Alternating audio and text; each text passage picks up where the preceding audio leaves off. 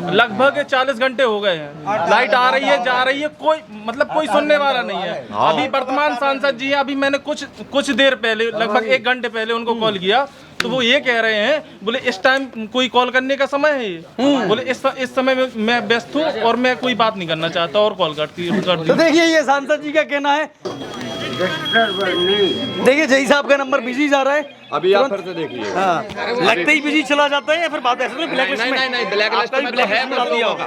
मैं दूसरे नंबर से दिखा दूसरे नंबर ट्राई करिए। हाँ 91 51 035 781।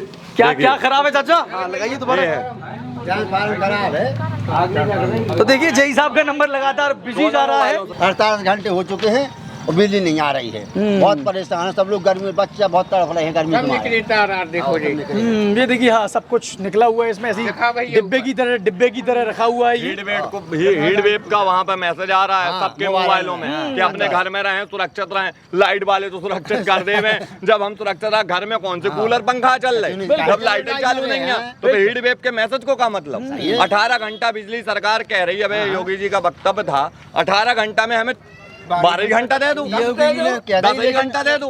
अच्छा मुझे पनवाड़ी के बारे में आप बता रहे थे, जो प्रधान यहाँ गए हैं उन पर 40 लाख का गबन का आरोप लगा, क्या कहानी है उसकी? सरकारी विधानसभा में आता है और बहुत सारे मुद्दों पर हमने बात करी है और अभी और भी बहुत सारे मुद्दे थे जिन पर बात करना बाकी है, तो हम यहाँ की जो स्थिति है उससे आपको कायदे से अवगत कराते हैं। अब एक और शख्स है जो हमारे बीच में मौजूद हो चुके हैं, उनसे भी जानते हैं कि आखिर पनवाड़ी का क्या हाल चाल है, क्या बड़े मुद्दे हैं, उन पर क्या होना चाहिए। क्या लगता है आपको, क्या पनवाड़ी के युवाओं को या आपकी चरखारी विधानसभा के युवाओं को रोजगार कायदे से मिल पा रहा है? क्या करते हैं वैसे आप? स्टूडेंट है, गवर्नमेंट एग्जाम की तैयारी करते हैं। अभी SSC-GD का पेपर कई सेंटरों में कहीं लीक हो गया, कहीं कुछ अनियमितताएं पाई पूरी तरीके से भ्रष्टाचार था मची पूरे में, पूरे देश भर में।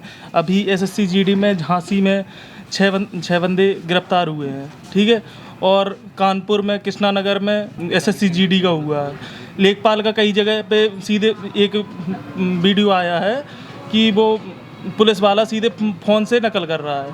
इस तरह से पूरे यूपी में, पूरे देश भर में ये जो सरकारी नौकरी को लेके है वो पूरी तरह से कोई भी कंपनी अच्छी तरह से ना एग्ज़ाम करा पा रही है ना कुछ करा पा रही है।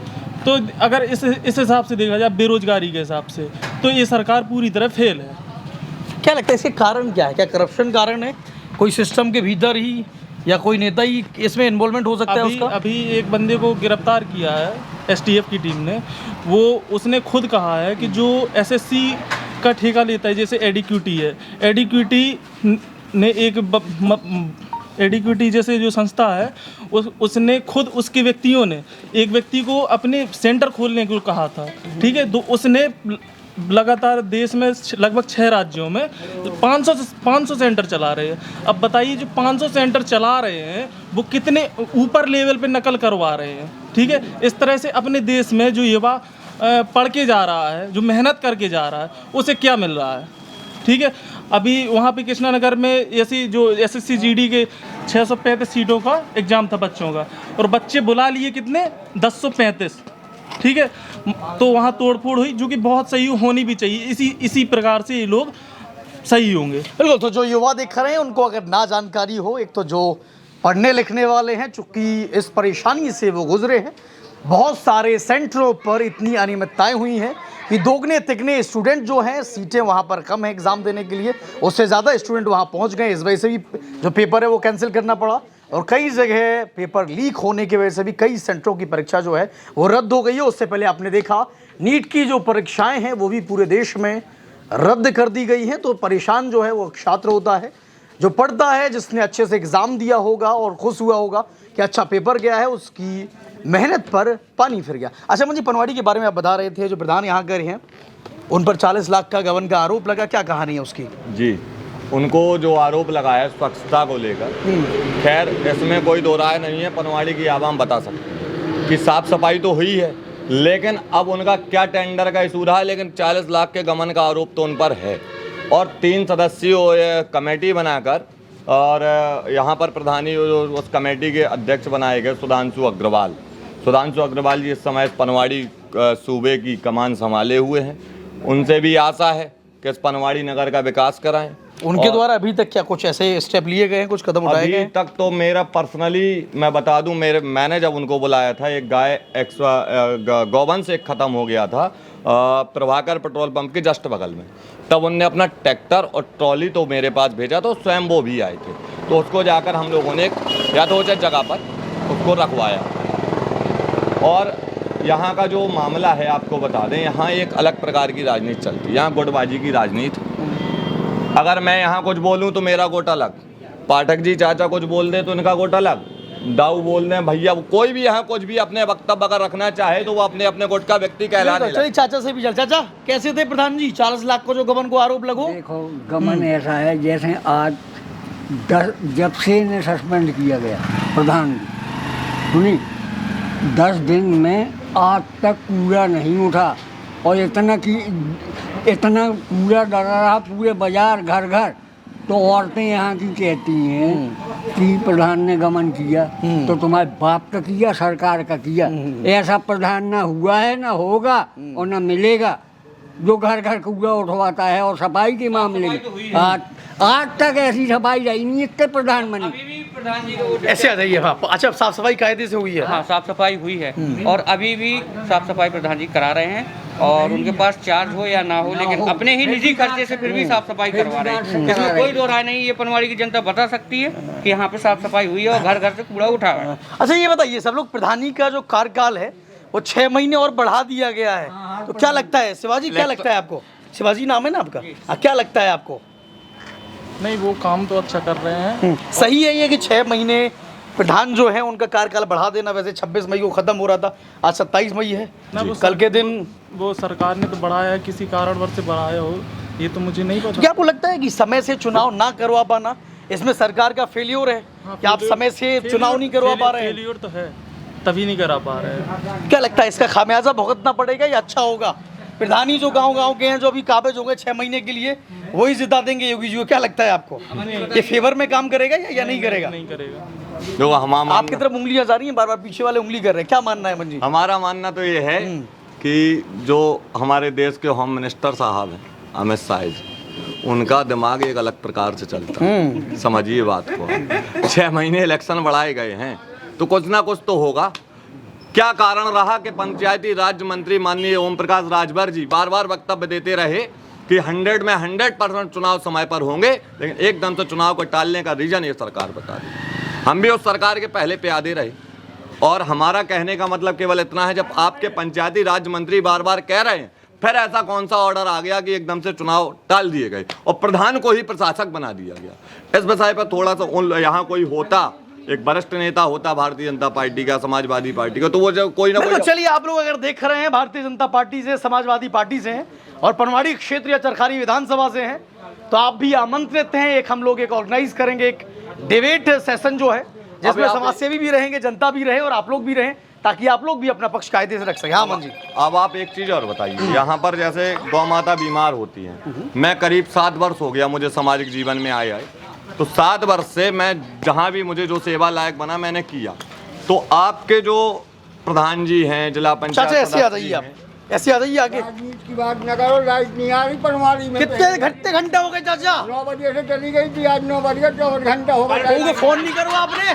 बहू के फोन ऑन नहीं करो? हाँ, वो डीएम ऑफिस कॉल कर ली, क्या बोला वहाँ से? वहाँ से कोई रिस्पांस नहीं मिला। ठीक है, यहाँ पे वो पावर हाउस में 50 बार कॉल कर ली, जय साहब कॉल नहीं उठा रहे हैं। और दक्षिणांचल विद्युत विभाग जो हेड ऑफिस है, वहाँ भी कंप्लेन रजिस्टर्ड करा दी, कोई जवाब नहीं है किसी का भी।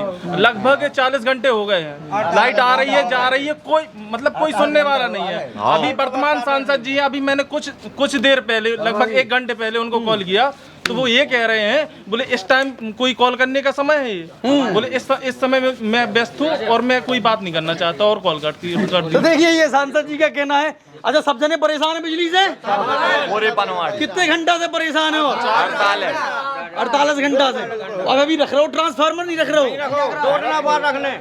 दफाई में तो बहुत पसीना चूहे तो कहा चाचा परेशान हो गए सब जने, इतनी गर्मी पड़ रही, बेकार टोर गर्मी। सुन नहीं रहा हूँ, कोई अधिकारी नहीं सुन रहा हूँ। डिग्री तापमान है, जनता परेशान है लाइट आनी रही है, ट्रांसफार्मर फूक गया है। और जय साहब को फोन उठाओ कभी जय साहब कोई को फोन सुना दो।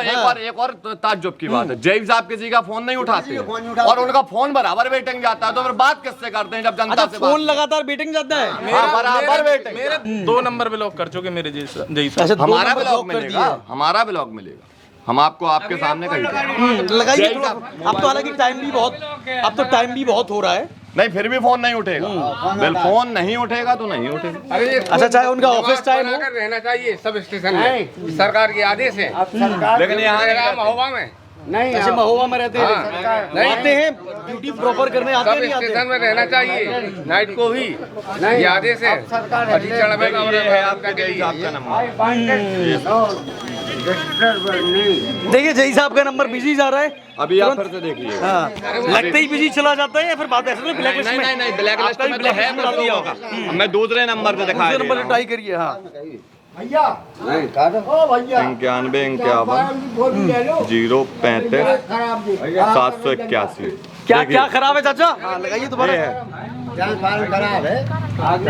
तो देखिए जय साहब का नंबर लगातार बिजी जा रहा है, दोनों नंबरों से लगा रहे, दोनों नंबर से फोन जो है बिजी जा रहा है। तो ये कहानी है, ये है उत्तर प्रदेश का महोबा जिला। थोड़ा सा ट्रांसफार्मर और दिखा दिए जो चले उस तरफ चले। तो देखिए यहाँ पर हम हैं उत्तर प्रदेश के चरखारी विधानसभा के पनवाड़ी के पाठक पुलिया के पास। ये ट्रांसफार्मर है जो पनवाड़ी गांव के ग्रामवासी हैं, सब परेशान हैं और कई घंटों से इनका कहना है कि कई घंटों से 48 घंटे हो गए। चाचा दूर रहिएगा, थोड़ा दूर रहिएगा। 48 घंटे हो चुके हैं और बिजली नहीं आ रही है। बहुत परेशान है सब लोग, गर्मी में बच्चा बहुत तड़फ रहे हैं गर्मी में।